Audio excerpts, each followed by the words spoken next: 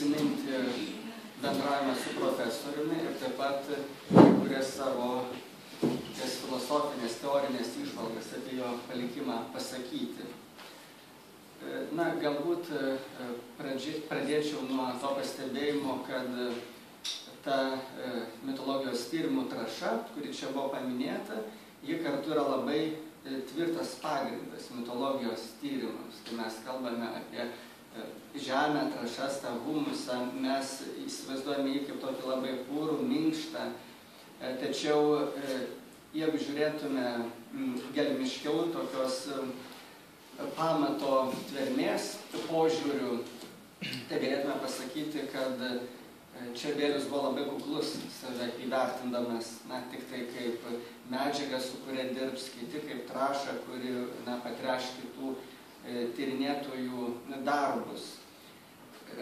Tas kuklumas ir požiūris į save kaip tik tai pradininką, tik tai tą, kuriuo remsis kiti, bet kuris tarsi neįneš teorinio indėlio, jis būtent ir susijęs su baltų mitologijos, baltų kultūros pasaulio gelmės ir esmės pažinimu, remiasi tuo pažinimu.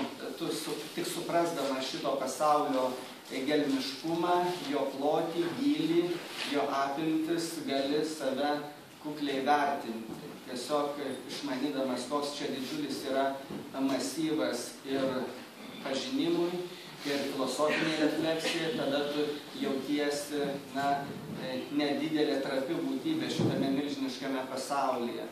Tačiau, jeigu lygintume Vėlių su naująją kartą, tyrinėtojų, interpretuotojų kartą, tai matytume tą didelį mastelių skirtumą. Vėlius buvo pirmasis ir išlieka iki šiol nepralenktas, iškiliausias baltų mitologijos tyrinėtojas. Ir būtent toks tyrinėtojas, kuris ne tik suteikia mums žinias, ne tik pažinimą apie baltų mitologiją, bet ir tą gilę išmintį, kuri su ta tradicija yra susijusi. Jis tuo pat metu ir tyria, dirba su faktais, kartu interpretuoja, suteikia filosofinius apibendrinimus. Taigi ir mano pranešimo tema yra susijusi su filosofinių aspektų išryškinimu jo mokslinėme palikime. Aš nebandysiu kalbėti apie Vėlių kaip grynąjį mokslininką, čia kiti galbūt apie tai daugiau pasakys. Aišku, galėčiau ir apie tai kalbėti, tačiau šiandien mano tikslas yra pabandyti daugiau filosofinių žvilgsnių pasižvalgyti po jo darbus. Baltų mitologija yra didelis įkvėpimo šaltinis daugeliu šiuolaikinių lietuvių filosofų. Čia galima paminėti, kad ir Arvydą Šliogerį, save taip pat priskirdamas ir prie Vėliaus mokinių, ir prie lietuviškosios filosofinės tradicijos plėtotojų, galiu pasakyti ir patvirtinti, kad baltų mitologija yra labai didelis įkvėpimo šaltinis. Ir tas anksčiau nusistovėjęs požiūris, kad egzistuoja esminis skirtumas tarp mito ir logo, tarp tokio labiau poetinio, emocinio santykio su pasauliu, kokį mes randame senosiuose mituose, ir racionalaus filosofinio požiūrio į pasaulį, tokio šaltesnio, abstraktesnio. Tas požiūris, kuris buvo plėtojamas ankstesnėje filosofijos istorijos tradicijoje, šiandien yra labai kvestionuojamas. Šiandien labai retas, kuris filosofas tikės, kad ta skirtis tarp mito ir logo yra esminė skirtis.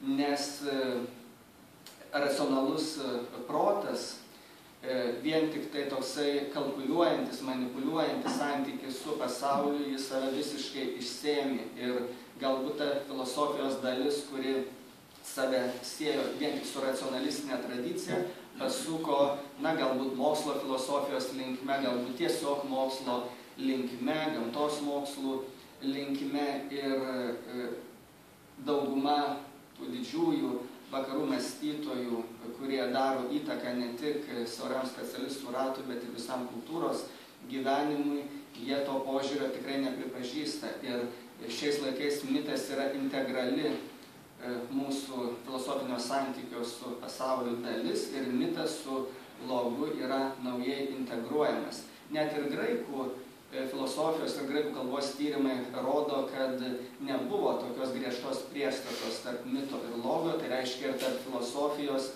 bei mitologijos. Pavyzdžiui, Platono darbuose mitas ir logas, mitos ir logos graikiškai dažnai vartojami sinonimiškai, tiesiog priklauso nuo konteksto, kuris žodis yra pasirenkamas. Ir iš esmės tai yra tam tikras kalbėjimas apie pasaulį, tam tikra pasaulio interpretacija, kuris skleidžiasi kaip naratyvas. Ir svarbu, kad tas naratyvas būtų išmintingas, kad jis būtų atveriantis, kad jis pasiūlytų naujų įžvalgų apie žmogų, apie pasaulį, apie prasmės paieškas tame pasaulyje. Taigi, suvokiant tą nykstančią ribą tarp mito ir logo, aiškiai atsiskleidžia galimybė integruoti mitologijos tyrimus į teorinę pasaulio refleksiją, į filosofinę pasaulio refleksiją. Į baltų mitologijos tyrimus būtina žiūrėti ne tik kaip į tam tikrą empirinių faktų sankaupą, į tai, kas tiesiog turi patenkinti mūsų smalsumą, nes būtent taip į mitologijos tyrimus anksčiau buvo žiūrima, pavyzdžiui, pozityvistinėje XIX amžiaus aplinkoje, kai patys tyrinėtojai laikėsi visiškai kitų pažiūrų, jie, pavyzdžiui, buvo arba krikščionys, arba jie buvo agnostikai, ateistai, jų dvasinis pasaulis buvo visiškai kitas. O tai, ką jie tyrinėjo kaip indoeuropiečių kultūrą, kaip jų mitus, ritualus, tai buvo visiškai kita plotmė. Tai buvo tiesiog tam tikra ištirtinų faktų sritis, su kuria santykis buvo tik tai antikvaro santykis arba laboratorijos darbuotojo santykis, kuris tiesiog tyrinėja pro mikroskopą, pritaikydamas šiuolaikinę metodologiją, tačiau tie tyrimai nedaro įtakos jo dvasiniam akiračiui, dvasiniai patirčiai. Jo paties visiškai tai neveikia. Taigi šiais laikais mūsų santykis su mitologinė tradicija turi būti visiškai kitoks. Ir tokio požiūrio pradmenis mes matome Norberto Vėliaus darbuose. Čia matome gebėjimą ne tik tirti faktus labai tokiu aukštu profesiniu lygmeniu, nes jisai buvo žmogus, turėjęs fenomenalią atmintį ir lauko tyrimų patirtį. Jisai buvo folkloristas, etnografas, ekspedicijų, kurių metu buvo renkama tautosakos medžiaga, ne tik dalyvis, bet ir labai aistringas organizatorius, įkvepiantis organizatorius, labai charizmatiškas. Aš tiesiog prisimindamas savo bendravimą su Vėliumi galiu paliudyti, tai kas čia buvo pasakyta, kad visa jo asmenybė buvo uždeganti, tai buvo tarsi energijos kamuolys, kuris atrodo niekada nepavargdavo. Jisai sugebėdavo ir rašyti didžiausius teorinius veikalus ir po to ankstyvą rytą, kitą dieną jau mokyti doktorantus ir organizuoti ekspedicijas ir patarinėti valdininkams, kaip reikia baltų paveldą saugoti. Tai buvo labai įkvepianti asmenybė, kuri užkrėsdavo savo tiesiog akių žvilgsniu, savo kalbėjimo stiliumi, kalbėjimo manierą ir tokiu labai spontanišku minčių ir asociacijų srautu. Tas srautas, aišku, buvo labai gerai moksliškai, konceptualiai organizuotas, tačiau jisai nebuvo monotoniškas. Tai buvo asmenybė, kuri, sakyčiau, pati traukė, tarsi būtų dar viena mitologinė būtybė, tarsi dar vienas dievas iš baltų panteono. Ir dabar tikrai galiu pasakyti, kad jeigu čia esame kokių nors mitologijos žinių, tai Norbertas Vėlius jau ne tik yra tų žinių, galva, bet tai yra tiesiog lietuvių mitologijos dievas ir jis toks ir išliks artimiausių metų ir ne tik artimiausių metų, bet ir matyti ilgiems dešimtmečiams į priekį.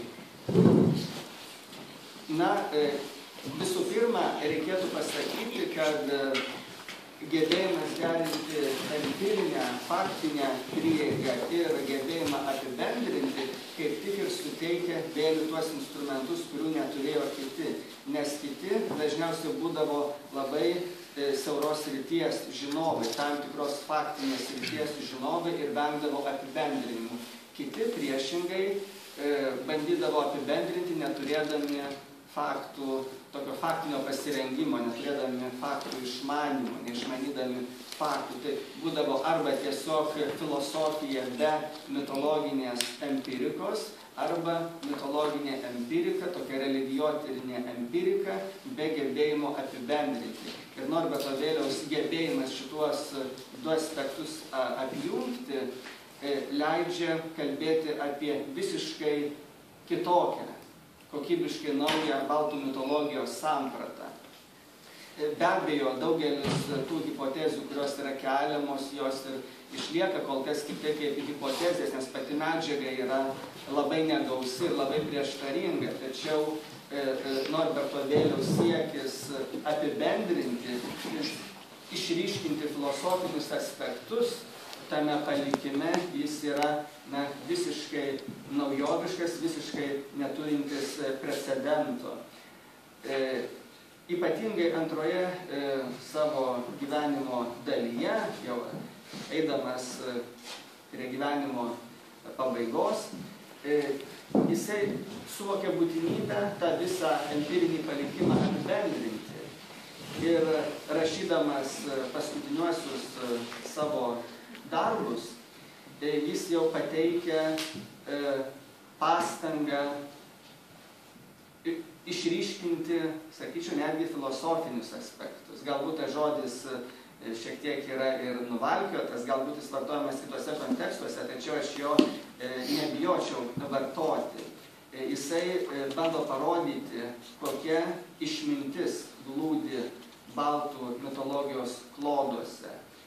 Ne tik parodo, jog įmanoma tą medžiagą susisteminti, ne tik įmanoma pateikti tam tikrą struktūrinę interpretaciją, pavyzdžiui, tame veikale Senovės baltų pasaulėžiūra jisai iškyla kaip geografinės mitologijos pradininkas Lietuvoje, pateikia tokią interpretaciją, kuri apima visą Lietuvą kaip tam tikrą geografinį visetą. Mitologijos sampratą projektuoja į geografinę plotmę.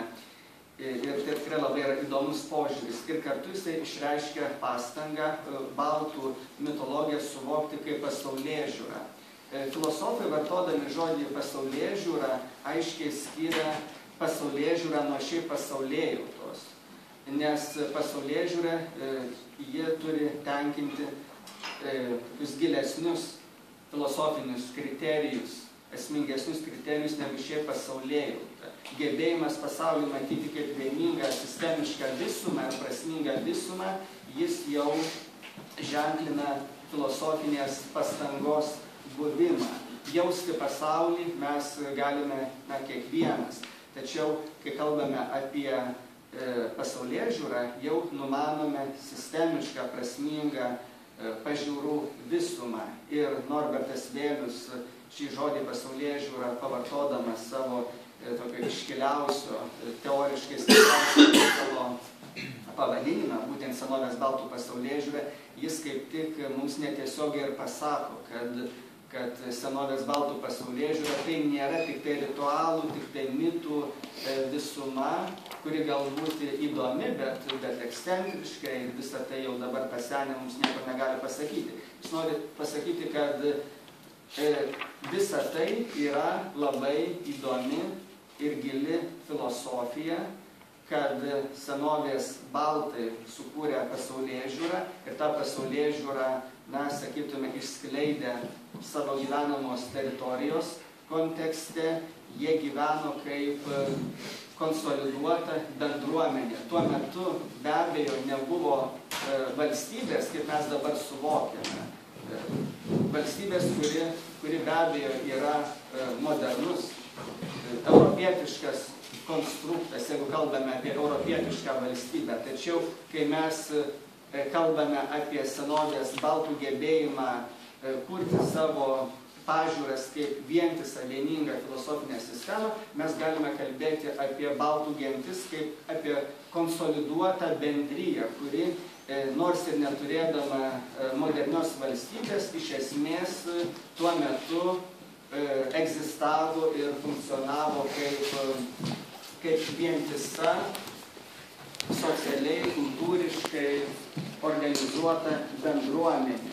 Brandi bendruomenė, kuri buvo organizuota pagal savo senojo mitinio mąstymo principus.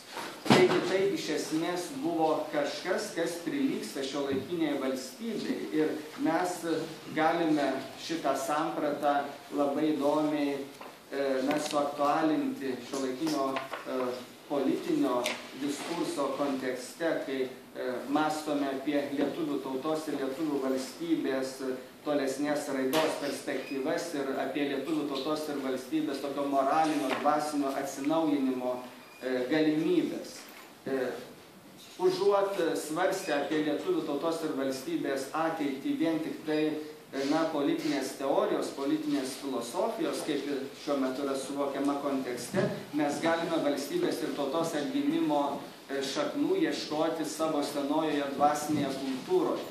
Ir aiškiai matome, kad tos baltų gentys, kurios gyveno teritorijoje, kurios analizę atrėpė ši monografija, mes aiškiai galime matyti, kad senovės baltai tuo metu morališkai, dvasiškai buvo ko gero geriau organizuoti negu šiuolaikinės baltų tautos išlikusios po visų naikinimų, kurios turi modernę valstybės ir tautos, kurios integruotos į šiuolaikinį vakarų gyvenimą, tačiau vis dėlto patiria tokį moralinį nuosmukį, tiesiog tarsi neturi jėgų gyventi.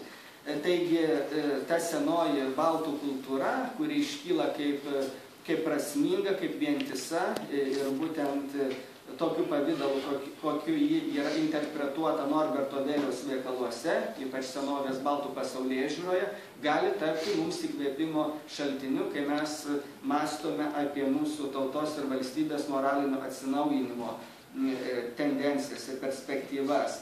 Žodžiu, ne tik tai tas vakarietiškas procedūrinis formalus diskursas, kuris labiau remiasi ekonomikos dalykais, kuris apskritai vertybių jau nelaiko intersubjektyvių dalykų, apie kurį galima prasmingai diskutuoti, nes tai laikoma tik tai privačių dalykų, tik tai privačių pažiūrų sritimi. Būtent tai jau mūsų negali įkvėpti. Tas, sakykime, valdiškas požiūris ateinantis iš oficialių Europos institucijų, jis mūsų negali įkvėpti.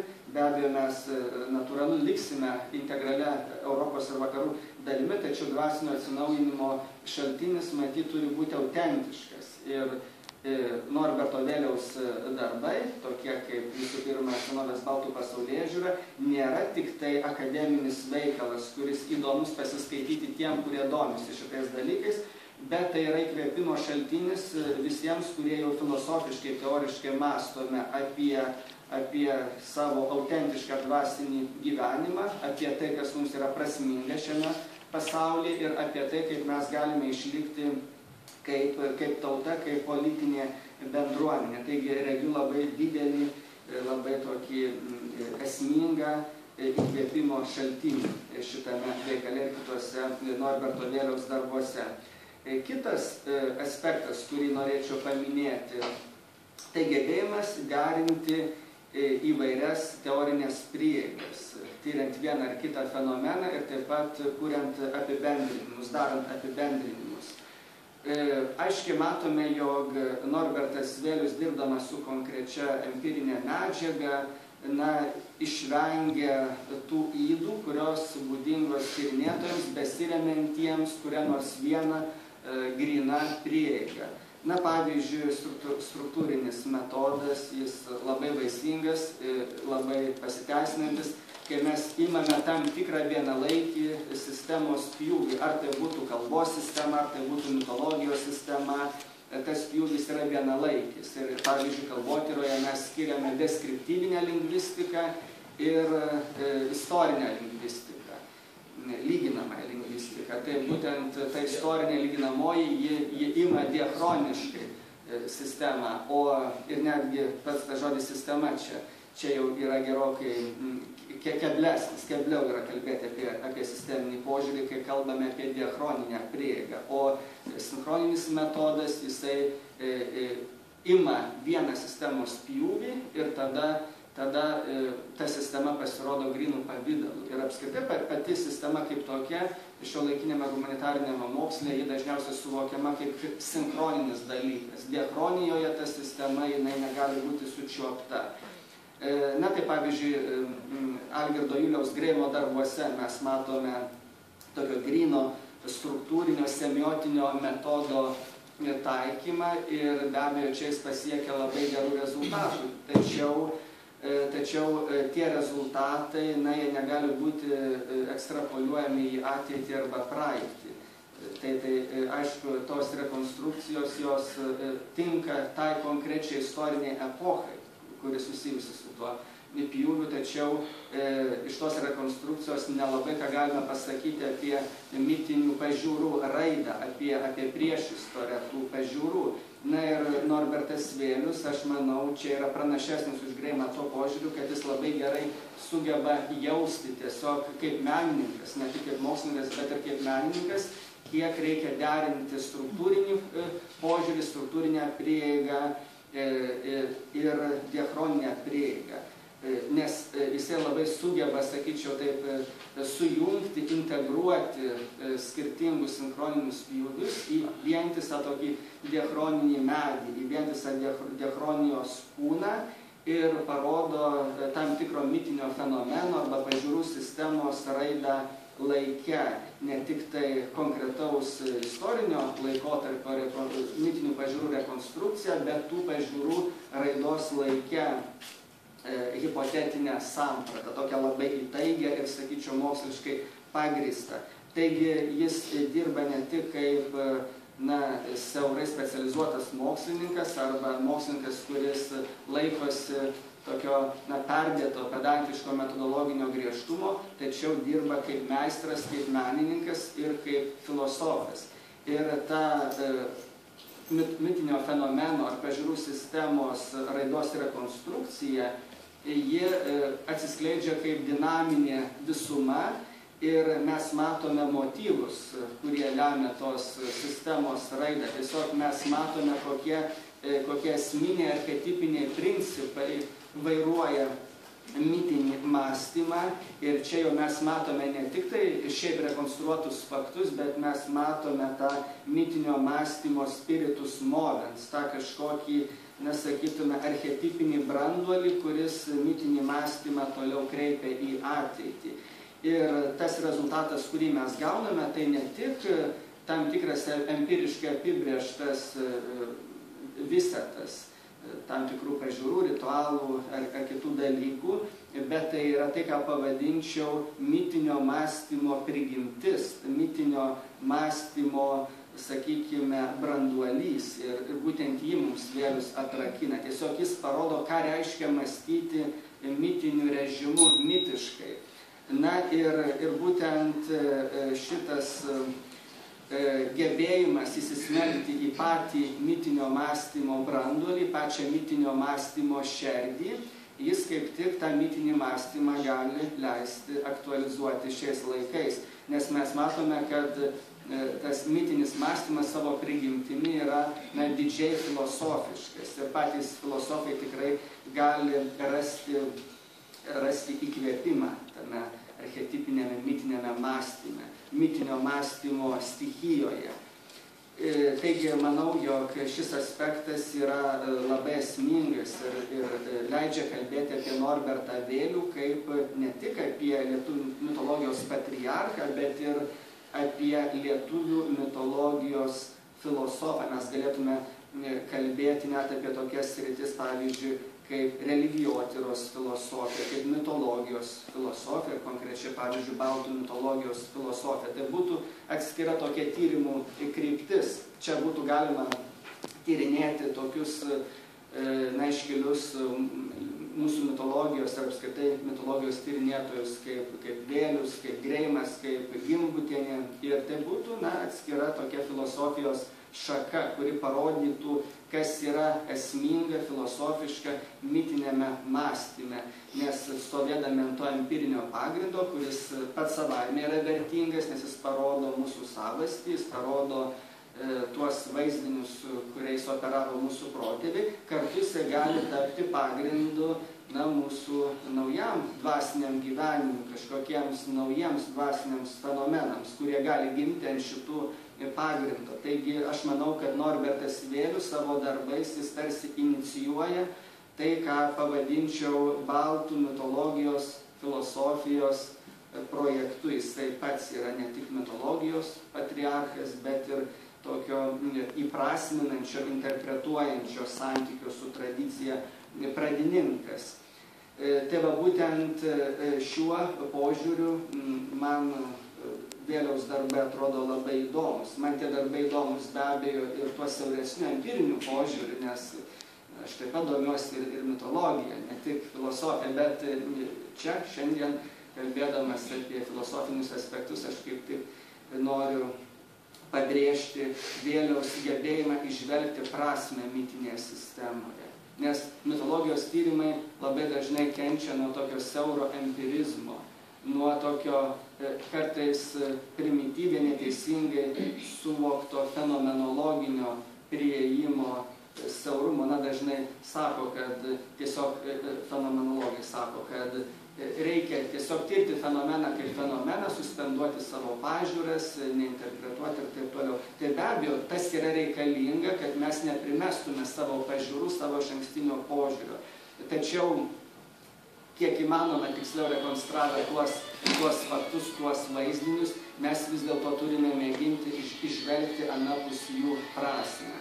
Na ir dar vienas toksai siauresnis momentas, kurį norėčiau paminėti, tai yra tos labai įdomios sąsajos tarp Platono filosofijos ir senosios indoeuropiečių pasaulėžiūros, kurios svarbiausius aspektus trinarėje dievų funkcijų struktūroje ir socialinių sluoksnių struktūroje yra pastebėjęs Žoržas Dimezilis, kai jisai kalba apie žynius, karius ir valstiečius. Mes matome Platono valstybėje panašią trinarę struktūrą, kur žynius čia atitinka filosofai, kariai ir valstiečiai išlieka tokiu pavidalu, kokiu jie pateikiami Dimezilio sistemoje.